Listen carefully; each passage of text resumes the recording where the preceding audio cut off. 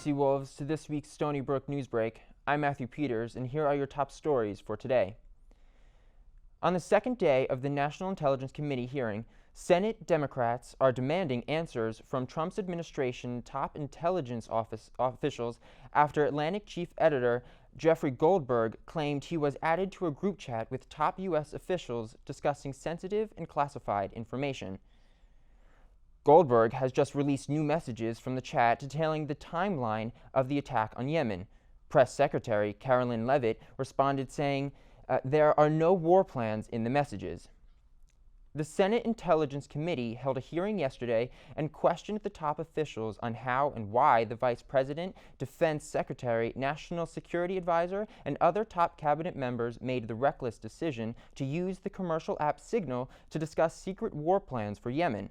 Director of National Intelligence, Toulouse Gabbard, said there were no classified information shared, but the Atlantic journalist claims he knew about the war in Yemen 2 hours before the attack.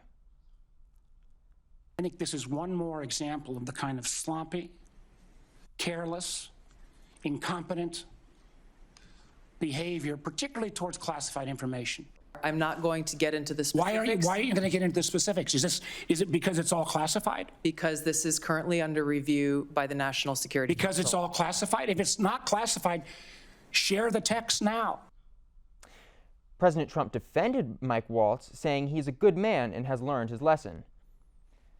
Russia and Ukraine have a new deal aimed at limiting certain military strikes. The White House says both countries agreed to eliminate using force in the Black Sea and work toward ending strikes against energy facilities. The White House put out a statement based on the results of these talks that took place in the last couple of days in Saudi Arabia between the U.S., Russia, and Ukraine. Russian Foreign Minister Sergei Lavrov said in televised comments Tuesday that Moscow is now open to the revival of the Black Sea shipping deal, but warned that Russian interest must be protected. White House said the U.S. will help restore Russia's access to the world market for agriculture and fertilizer exports, lower maritime insurance costs, and enhance access to ports and payment systems for such transactions. President Donald Trump has signed an executive order on Tuesday to overhaul elections in the U.S., requiring Americans to provide proof of citizenship for voter registration. The executive order ensures that all ballots must be received and counted by states by Election Day. It states that the U.S. has failed to enforce basic and necessary election protections and calls for states to share voter lists and punish election crimes.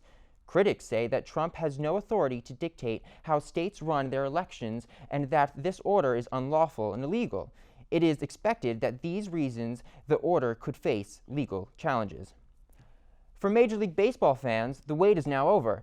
Thursday marks MLB's opening day, where the majority of the league's teams will begin their regular season.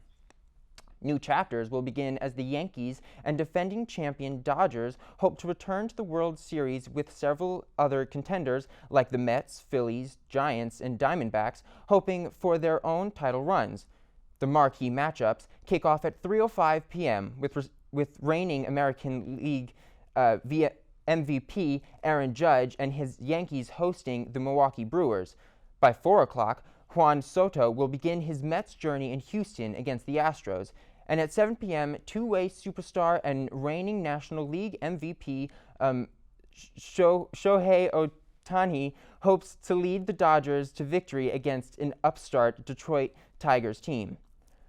After an offseason full of trades and free agency moves, the metaphorical cards have been shuffled. It's time to see which new hands are busted.